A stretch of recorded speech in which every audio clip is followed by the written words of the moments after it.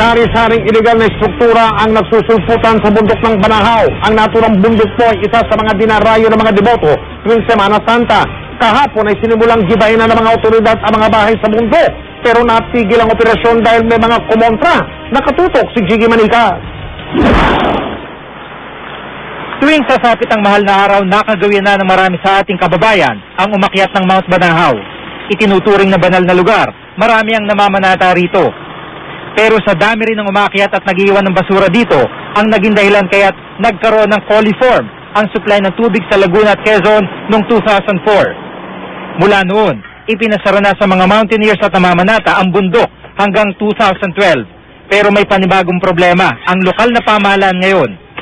Dahil sa deklaradong protected area ang lugar, ibinabawal ang mga strukturang gaya nito na nagsulputan sa nakalipas na mga taon. Based naman doon sa patrolling at monitoring, mga light materials lang yung nakikita namin, mga hindi permanent. So, yun ay ina-advise namin na yan ay aalisin ninyo after ng Holy Week. Kasi mostly during the Holy Week lang naman nangyayari yung pagpuput up ng mga light materials na yan, ng mga structures. Pero sa pagdaan ng mga taon, ang nakikita namin, nagiging permanent structures na yung ginagawa nila, which is a violation. Hindi naman sila binabawalan na manalangin doon sa mga puok-dasaran na kanilang nilalagay ng doon kung saan sila nagdarasa, nagtitirik ng kandila. Ang ipinagbabawal ito ng batas ay yung magtayo sila ng mga konkretong mga structure, kagaya ng mga semento. Tapos doon na rin sila tumitira. Kasama mga lokal na opisyal ng Dolores, Quezon, ginibang ilan sa mga kabahayan. Dalawa lamang sa struktura na demolish dahil kumontra ang ilang mga residente.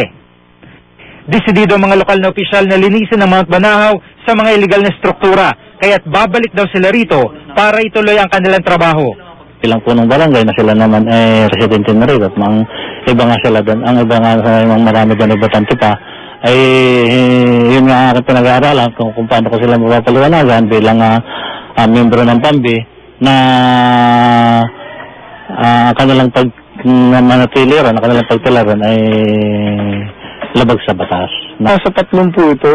Nasa 30 na structures na dapat ay mailis sa loob ng parke. Jiggy Manica, Nakatutok, 24 oras.